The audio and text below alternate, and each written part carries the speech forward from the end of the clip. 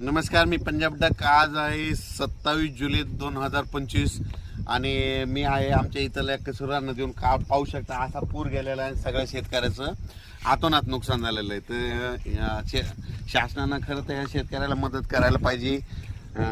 या ठिकाणी पंचनामे करून यांना मदत द्यायलाच पाहिजे, कारण की खूप अतिवृष्टीने आमच्या परभणी जिल्ह्यात सगळ्या राज्यात, जालना जिल्हा बऱ्याच ठिकाणी ज्या ठिकाणी नुकसान झालं त्यांचं भरपाई द्यायलाच पाहिजे. आणि आज या ठिकाणाहून मी शेतकऱ्यासाठी एक खास करून एक आनंदाची बातमी देणार आहे, कारण की राज्यामध्ये उद्या 28 तारखेला म्हणजे उद्या सोमवारी सूर्यदर्शन होणार आहे.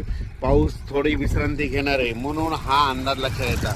राज्यात सांगायचं झालं तर पूर्व विदर्भ, पश्चिम विदर्भ, दक्षिण महाराष्ट्र, उत्तर महाराष्ट्र, कोकणपट्टी, खानदेश जवळपास 4-5 दिवस सारखा पाऊस चालू होता.